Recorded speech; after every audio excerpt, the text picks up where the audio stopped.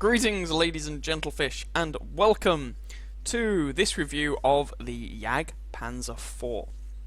This is the tier, or one of the tier 6 German tank destroyers. Generally not a very popular machine, as I have discussed in previous videos. But hopefully, over the course of this video, I'm going to explain this thing's strengths, weaknesses, explain why I think it is an unpopular machine, and then say why I think that the common held conception of this tank is a little misleading, I guess. So, spoiler alert, I actually don't think this is a bad machine. Anyway, as ever, just going to start off with a little bit of background history for it. Following the Battle of Stalingrad, there was a call issued by the Wehrmacht to have a new assault gun for the German army. The stipulations were that this machine should have 100mm of frontal armor, so which is an armor-wise, it's an increase over the Jagdpanzer 38T, 38T, 35T. The Hetzer, I cannot remember its designation now. I'm going to have to check. What chassis was it based on? It was the 38T. Sorry, ignore me. So that's better protection than the Jagdpanzer 38T or the Stug 3, which were two relatively common tank destroyers at the time. It would also be better armor protection than the Panzer 4, which of course was a commonly used machine by the Wehrmacht. It was also to mount the L70 75mm gun that was used on the Panther, or was to be used on the Panther. So it would mean that this machine would have better armor and better firepower than existing tank destroyers, and better armor and firepower than the bulk of the existing machines within the Wehrmacht in the German army. And thus the Jagdpanzer 4 was born. So what this was a Panzer 4 chassis that had the turret stripped off of it. The frontal armor plate was removed and a new plate, well, the frontal armor plate wasn't removed, the frontal armor plate was just sloped backwards. So the later model Panzer 4 medium tank had 80mm of frontal hull armor. The Jagdpanzer 4 has 80mm of frontal hull armor, but it's sloped back, so that meant that the effective armor of this thing was greater than the 100mm specified by the Wehrmacht. In terms of gun, it was designed to mount the L70 75mm gun, but due to a shortage of weapons, a shortage of those guns, it was actually given, the early ones were actually given the L48 75mm gun. That is the same gun as had been used on the Stug and on the Panzer 4. So the early Jagdpanzers actually had the same gun as the Stug and the Panzer 4, but increased armor profile at the front. Later versions mounted the L70 gun as originally intended, but the increased weight of the L70 really hindered this tank's mobility, and it got various duck-related nicknames from the crew as a result, as it kind of, I guess, waddled through difficult terrain. Its off-road mobility was what really noticeably took a hit. So that's where it fits into the world in general. What do we have within this game? Well, it's a tier 6 tank destroyer, and it comes with 600 hit points, which if we compare it with other tier 6 tank destroyers is actually not too shabby. The Dicamax here has 550. If we go and look at some of the Americans, Jackson's on 590, and I don't have a Hellcat to compare it with. So it's not as high as the British 88, which I think has 800 hit points. But it's definitely not too shabby. 600 is kind of at the upper end of what every tank destroyer at tier 6 other than the 88 tends to have. So it's a pretty healthy chunk of hit points, to be fair, for a tank destroyer. It's a 25-ton vehicle, close as damn it, with a 440 horsepower engine. This puts its power to weight ratio in the kind of low to mid-teens sort of range. You know, its power to weight ratio is okay. It's not amazing, but it's alright, it gets the job done. 40km/h top speed limit, which again is alright, and it will hit that 40km/h top speed limit. It's not one of those tanks you have to push off a hill in order to see it max out its speed. Traverse speed of 35 degrees a second is actually pretty good. And in practice, I've found that this machine is actually rather quick to traverse, which makes it quite difficult to circle strafe if you're in a light or a medium tank if you haven't already taken the track out. So it's not as vulnerable in a close range engagement as a lot of tank destroyers are. That armour I've mentioned briefly before, 80mm on the front, 40 on the side, 22 on the rear. I mean, don't expect anything from the rear or the side armour, but the frontal armour can bounce the odd shot here or there. It's not the sort of thing you should be relying on, but don't be surprised with a couple of bounces every once in a while. I'll talk about the gun in more detail later on. 350 meter view range is not very good, but it's a low profile tank destroyer. I mean, it shouldn't come as a massive surprise. 415 meter signal range is really quite poor. I haven't noticed that really impact on the gameplay too much though, if I'm honest, so I wouldn't worry yourself too much about it. Now let's talk about the guns. Right, this thing has an option for 3 guns. It used to have an option of mounting the ubiquitous 105mm mid-tier derp gun, but it can no longer do that. Some people might be, I know Pointy Head Jedi used it for example, so some people might be a little sad to see that gun go. Personally, I don't really care. So, you've got the L48, you have the L70, and you have the L56. Let me just move that out of the way. Come on, L56. Alright, so firstly, L48. This is the stock gun on this tank, and for reasons that I will get onto, there's a very good chance that you might be using this weapon. It is terrible. It is very mediocre on a tier 5 medium tank. On a tier 5 tank destroyer, it's bad. In fact, the only tier 5 tank destroyer I can think of that has to use this gun is the Stug 4, the personal mission reward tank. That's at tier 5, and that's given limited matchmaking to make up for it. It's a pretty terrible gun. 1.7 second aim time is good, 0.37 dispersion at 100 meters is bad, 110 alpha damage, bearing in mind this is a tier 6 TD that can meet tier 8s, is terrible. 110 average penetration is terrible, 158 average penetration, well that's with APCR, that's only slightly more than the penetration that the Stug 3 gets with its top gun, so that's terrible. The rate of fire is good, but nah. This is a ghastly gun and you don't want to use it any longer than you have to. This gun, the L70, if you've got any common sense, you should have already unlocked this thing on the Stug 3G at tier 5. For reasons I'll get onto, you can't mount it straight off the bat on this machine, but you can mount it when you eventually have it unlocked, or when, later on in the grind, I mean to say. 15.79 rounds per minute rate of fire, 150 average penetration, 135 alpha damage, 0.33 dispersion, and 1.7 second aim time. The dispersion and aim time are very good, the rate of fire is good, the penetration and alpha damage are rather anemic. This is, after all, the same gun you used on the Stug at tier 5. Now that's not necessarily a problem, and bearing in mind the E25, that little monster of a tank destroyer, uses this same gun, but the E25 moves like greased lightning, and the gun has a significant number of buffs to allow the machine to deal with that. Here on the Jagdpanzer 4, the gun has been buffed over the Stug, but not to the same levels as it is on the E25, and crucially, the Jagdpanzer 4 does not have the blistering speed of the E25 to really use this gun particularly well. So, this is not a terrible gun to use on it, but you're probably going... It will feel very much like a grinding gun. And that's because it really is. Some people, however, still use it as the top quote-unquote gun on this tank. And that's because this is the top gun. This is the 88mm PaK L56. The short 88 that you get on a lot of mid-tier German tanks, and a lot of people don't like, for reasons that should hopefully become fairly obvious. 11.11 rounds per minute rate of fire, fair enough. 132mm of average penetration on a tier 6 TD. That would be bad on a tier 6 medium tank. That penetration is terrible. It's the one stat that is bad about this gun. If you look at everything else, 220 alpha damage is very healthy for a tier 6 TD.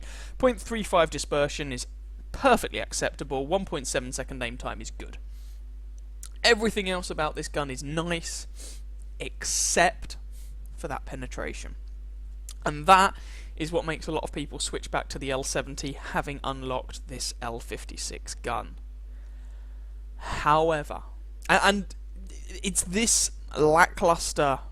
I'm going to put it in inverted commas for now. Just imagine that I'm air quoting this lackluster gun selection that really gets the Jagdpanzer 4 its bad reputation, because if you actually look at it, the Jagdpanzer 4 itself is a pretty good chassis. It's low profile, it's stealthy, it's fairly mobile, and the armor's good enough for a few bounces here or there.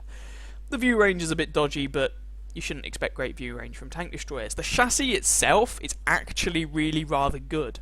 It's the gun selection that puts a lot of people off. You have a choice between the same gun you were using on the Stug, slightly buffed, but still the same gun, or this very low penetration 88mm gun. And so a lot of people pick the L70, very disappointed with it, think the Jagdpanzer 4 is terrible, and eventually get onto the Jagdpanther at tier 7. In my opinion, if you're using the L70 gun on this tank, you're doing it wrong. The L56 is, for my money, the gun you want to be using. But I'm going to try and come back to that in a moment. Just before I actually leave the subject of the guns, just let these numbers sink in. The typical DPM of a tier 6 tank destroyer is somewhere in the 1700 to 1900, sort of 2000 kind of range. The 88, for instance, that mounts the 17-pounder gun, it's a kind of weedy gun, sort of. That thing gets, I think it's just over 2000 DPM. With the L70, this machine gets 2100 DPM, give or take. With the 88mm L56, not only does it get 220 alpha damage, which is very nice, it gets over 2400 DPM. So if you can penetrate your shots, the DPM on the Jagdpanzer 4 with the 88mm gun is positively terrifying. If you can penetrate your shots. So you can see my ammo loadout. I have 35 rounds of AP, 2 rounds of HE, and 13 rounds of APCR. The APCR penetration, of course, is 177, if memory serves. 171, sorry. So what you will find is that this gun is no good for shooting tier 8 heavy tanks frontally, as a general rule. You need to get their sides or rear. Tier 6, fine. Tier 7, it's a bit hit or miss. It depends on your target. Basically, with this gun, this machine does not really play like a traditional tank destroyer. It is not a sit at the back of the map and camp machine. And that's how a lot of people play tank destroyers. They get to this thing, they try and play it like that, and they're very disappointed, because that's not what this thing is for. It's one of those machines where you should probably start off trying to do something like that, but even then, generally speaking, I try and get into supporting fire positions that you would generally associate with medium tanks rather than tank destroyers to get those flanking shots in, and then later on go around and clean up. It's not your traditional sit at the back 400 meters from the nearest enemy, shoot them with a massive gun TD. It's just not like that. And that's fine for me, because I find that sitting at the back kind of playstyle really dull.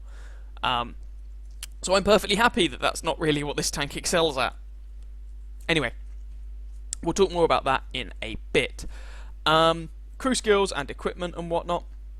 Nothing really surprising here. Sixth sense for your commander. Other crew members, take your pick between camo and repairs. It really depends what you think your machine is really going to be doing. I don't actually know why I have a mixture of camo and repairs there, to be honest.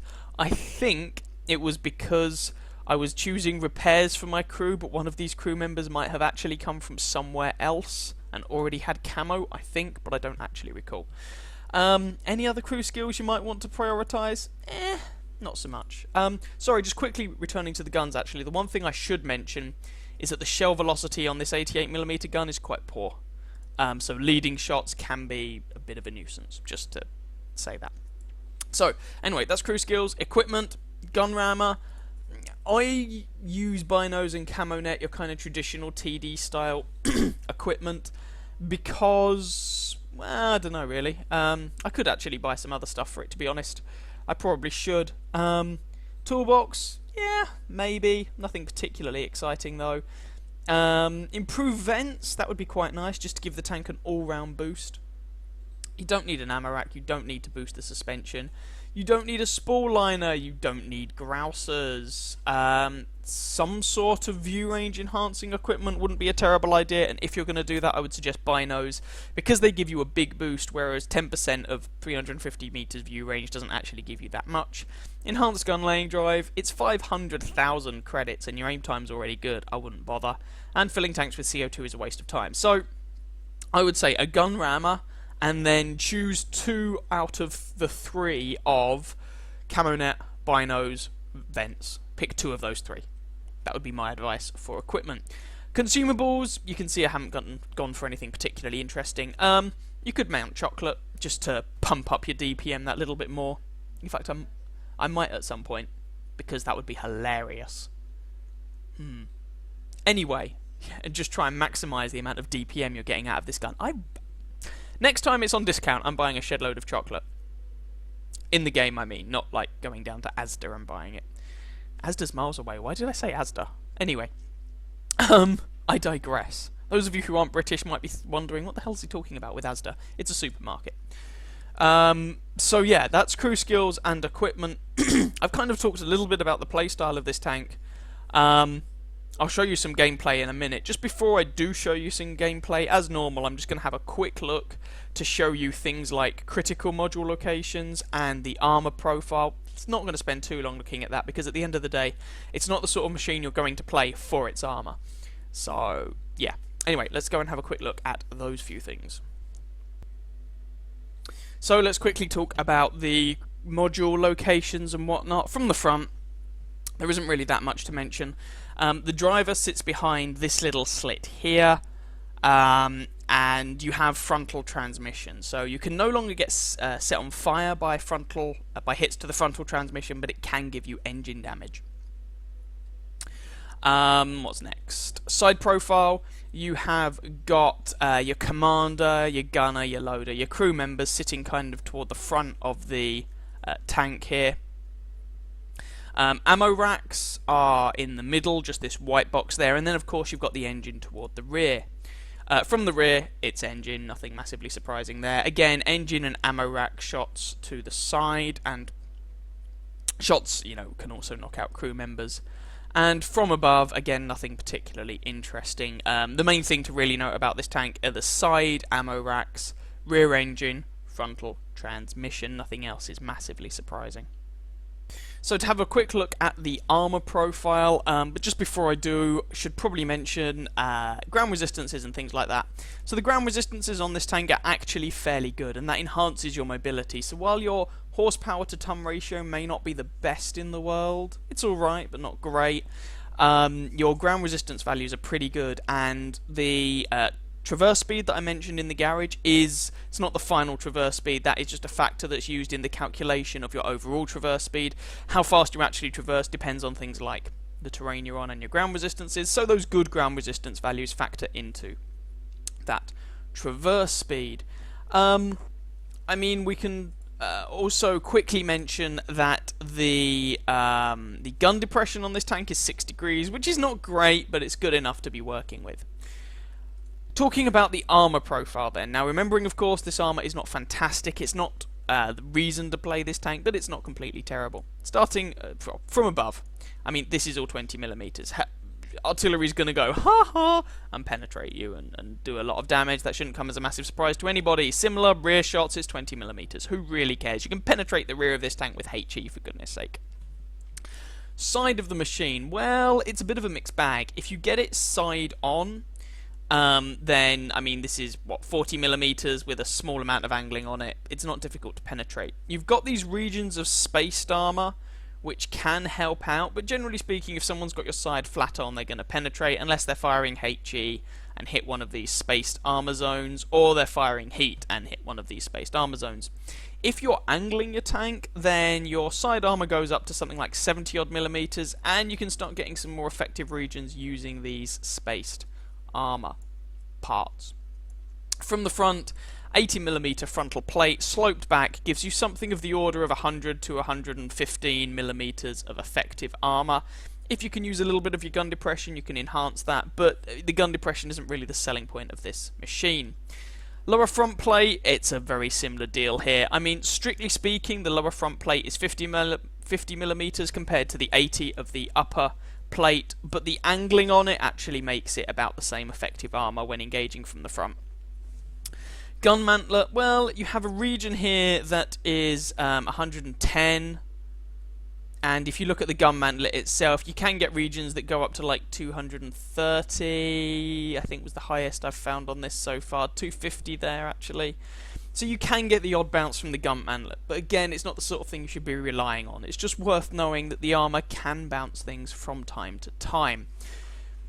So, let's go and have a look at some gameplay. Should probably note, the gameplay I'm going to be showing you is before this tank got a HD model. Now, it didn't make a huge amount of difference to how the tank plays. Basically, it just means I don't have these side skirts of spaced armor.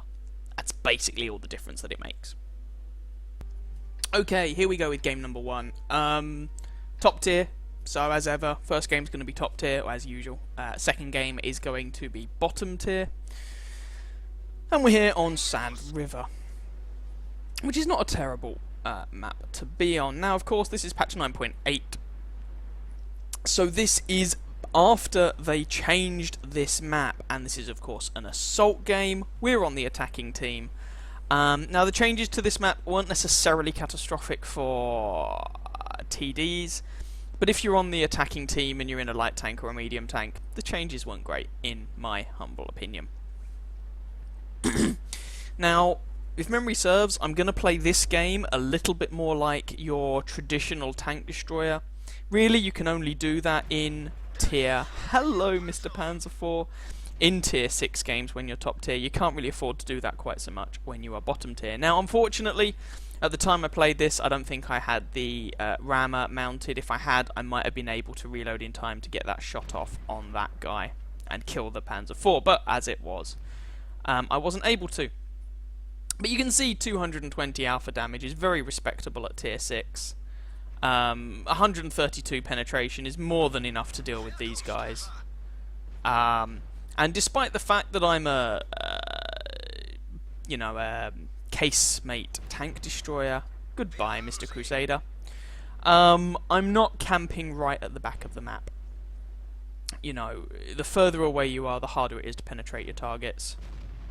So I'm just where I think there will be a good concentration of enemy machines. We weren't going to penetrate that. And just planting fire into the guys that I can see.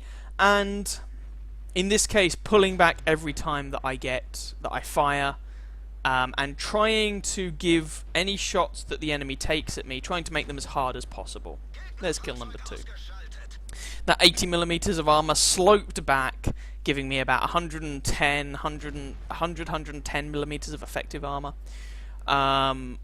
You know, plus any additional sloping I can get from the gun depression and whatnot. And these guys just aren't even bothering to shoot me, apparently. Not really sure why, but there we go. Hello, Mr. Jagdpanzer IV. Ah, we missed. Boo, and indeed hiss. And the Su-85 picks up the kill. Well, dead is dead. I'm okay with that. That's absolutely fine.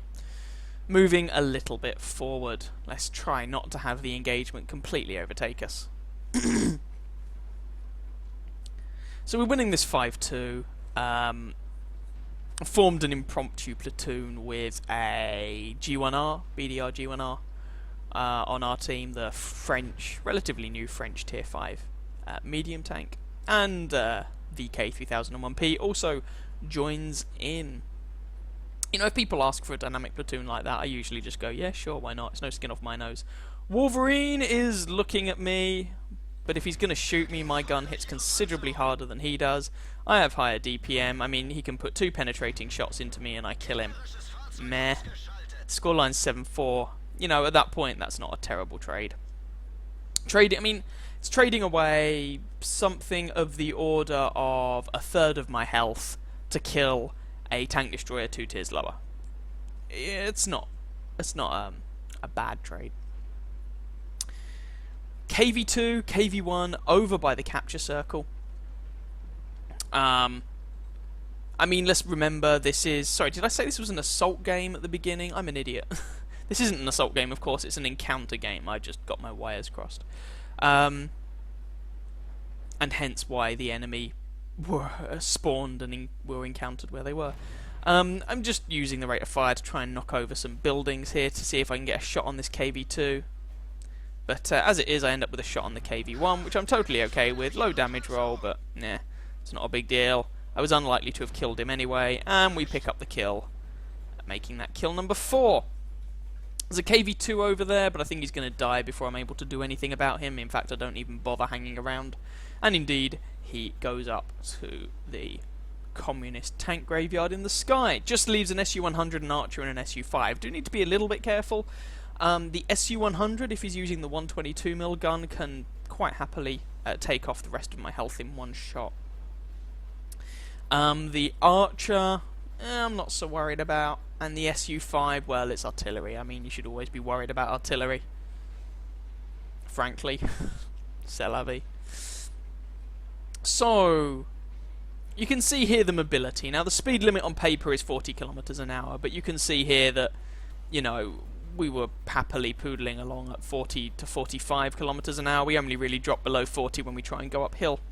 And SU-100, and there's artillery. Can we wreck the artillery's face? Yes, we can. There's kill number 5. There's an Archer. And I take a 122mm shell to the rear. And I swing round to try and engage this guy, which is a dreadful mistake, because he'll reload and kill me. Like that. That was my bad play right at the end. I was greedy for the Top Gun. And as it was, you know, I shouldn't have done that. What I should have done after taking the shot in the rear is just kept running and tried to keep that rise of terrain between myself and him, let him become distracted by someone else, and then plant a shot into him. So that wasn't my tank's fault. That was just a mistype in chat. That was just my fault for playing a bit like a muppet. So, let's go and have a quick look at the results of that game. Well, that was enough for First Class Mastery, Fighter, Fire for Effect, and a Bruiser Award. We came top of our team, only 870 base XP, and that gets you First Class Mastery. Perhaps indicates that people don't do particularly well in this tank. 1,606 damage, which is easily the highest damage count of anyone on either team. In fact, if that SU-100 at the end hadn't managed to take me out, his damage count would have been below 1k. And of course 5 kills, which was the highest number of kills of anybody on either team. 18 shots fired, 11 hits, 10 penetrations. That's not actually that bad when you bear in mind that a few of those shots I just fired into the town, trying to knock away some of the terrain there to get a shot on that KV2. And of the 11 hits I got, only one of them failed to penetrate. So you, in a tier 6 game, the 132 penetration, generally speaking, is perfectly adequate. 1,606 damage, and 1,000 of that was done at a distance of more than 300 meters. So that 132 penetration, 0.35 dispersion, not great shell velocity. But when you're top tier, you can still take those shots from range, and they will, generally speaking, go where you aim them and penetrate the target. Unless you're shooting at a particularly well-armoured target, but generally speaking, that's perfectly sufficient. We spotted 3 enemy tanks, we actually spotted some, damaged 8, killed 5, and got 360 odd assistance damage in the process. Without a premium account, that'd have been a 14,000 credit profit. With, it was a 26,000 credit profit. We didn't have to use our repair kit or anything that game, and bear in mind that if I had, I buy them all when they're half price, and so they don't show up in the costings at the end. 870 XP would have been 1,261 because there was a mission going on at the time, and you can see the what it actually was there, because at the time I had a premium account. So that was a tier 6 game, but high DPM machine doing alright in a tier 6 game, it's nothing particularly spellbinding. Let's go and look at a tier 8 game instead, which is rather more interesting. Well, not only is this a tier 8 game, so we are at the bottom of the feeding pool, it's also Stalingrad. A nice big city map, meaning that there's very few opportunities to ambush people and be sneaky. And when you're bottom tier, you really do need to generally be quite sneaky. Anyway, I was invited to and joined another dynamic platoon in this game. You know, as I said before, if people invite me, I'm generally going to say yes. I don't see any reason why not to. And I was pondering what to do. Looking at the team composition, we have more heavy tanks. They have more medium tanks. And I don't really want to go into the main area of the city to brawl it out with the enemy because, well, I'm in a turretless tank destroyer and bottom tier at that. I mean, 600 health isn't bad for a tier 6 TD, but the ISU will one-shot me, the IS two-shot, you know. There's plenty of scary guys out there.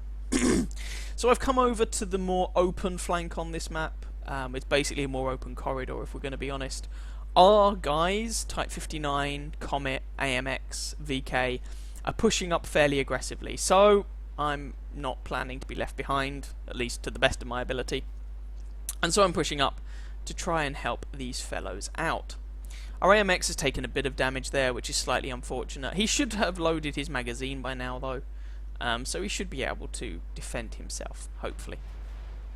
There's a T-37 and an M8, an Easy 8 Sherman, over on this flank, but it doesn't look like they've loaded this flank particularly heavily, which surprised me considering they do have more medium tanks. Now, AMX 5100 is going to try and deal with this T-43.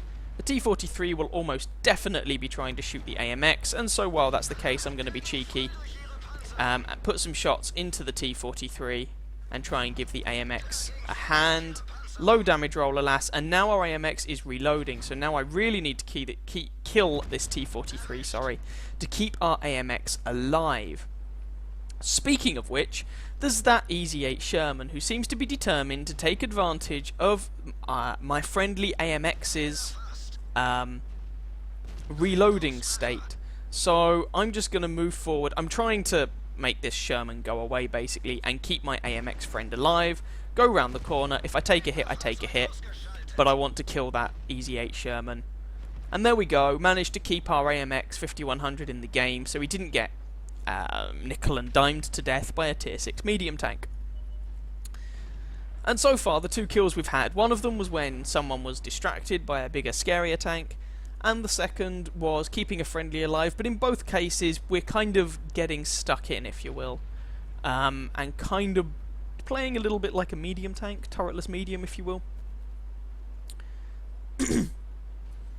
So, I mean, this game is a bit of a landslide, and I'm never going to carry this game myself. If the scoreline had been the other direction, there's probably not much I could have done. I mean, that's the wonders of being in a bottom tier tank out of your element, but that doesn't mean that we can't do well.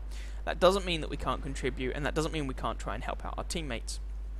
As I, have already done by keeping that AMX 5100 alive. There's now a Super Pershing. I'm not going to shoot the front of a Super Pershing. It's a waste of my time. I might shoot the rear or side if I get an opportunity. Nope.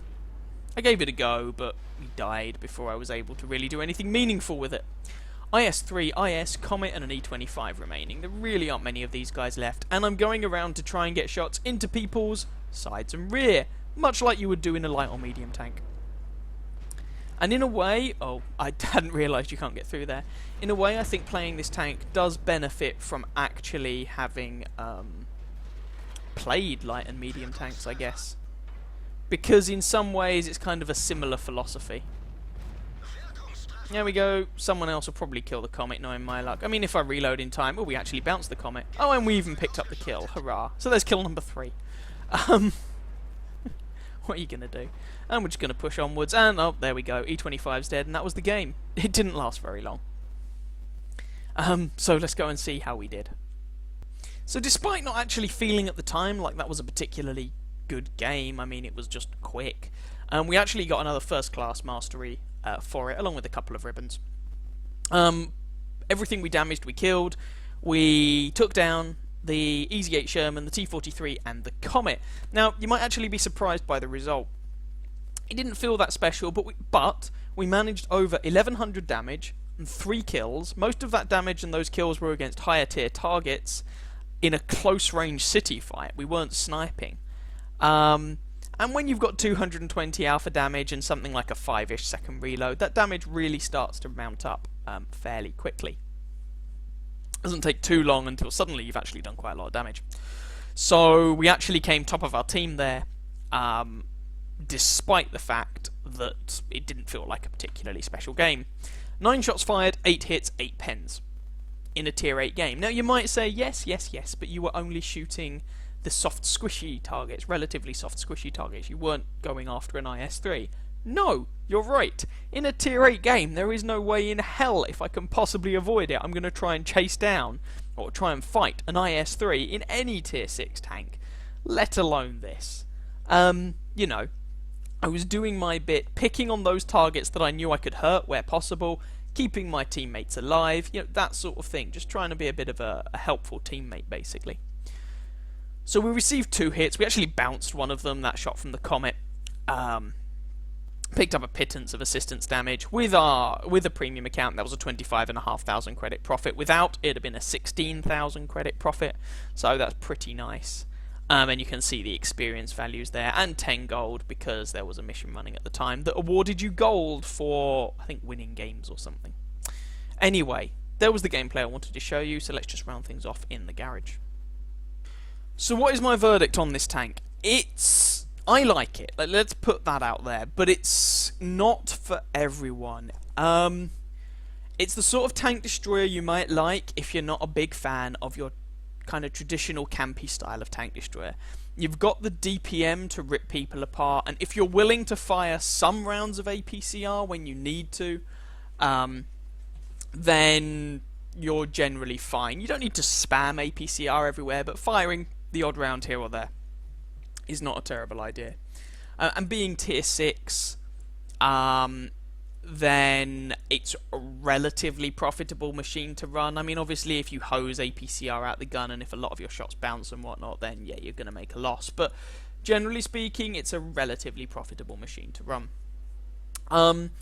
The other thing is, don't be afraid to get stuck in with this tank if the situation arises. Make yourself useful. Don't hug the baseline like a lot of tank destroyer players do. If you're willing to get stuck in, if you're willing to use this 88mm gun, and if you're willing to fire the odd round of APCR here or there, then this can be a very, very fun tank to play indeed. That's my opinion. And I do actually recommend this machine.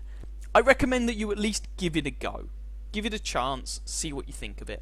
I certainly don't think it's painful enough to free XP through, but then I never recommend free XPing through a tank.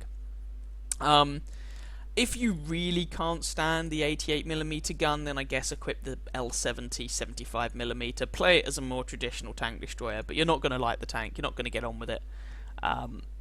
So yeah, it's just going to be a machine you grind through. It's certainly not for everyone, but as I say, I do quite like it. And it certainly doesn't deserve the title that some people give it of, like, worst tier 6 tank destroyer. When you consider that it shares the tier 6 tank destroyer slot with machines like, go away, Continental Rumble, I don't want you. when you bear in mind that it shares that slot with machines such as the 88, the ARL V39, and the Churchill gun carrier, I don't see any way you can possibly try and give the title of worst of that bunch to this tank. It's just not. The guns, for some people, will be a bit lackluster, but that's the only problem with it. And for me, I have no problem with the guns. I'm okay with the guns, I'm happy with them. And I have a lot of fun driving this thing. So, I hope you guys found that review vaguely interesting. If you did, please feel free to catch some of my other videos and or subscribe to my channel, and I wish you very happy hunting on that battlefield. Ciao, ciao.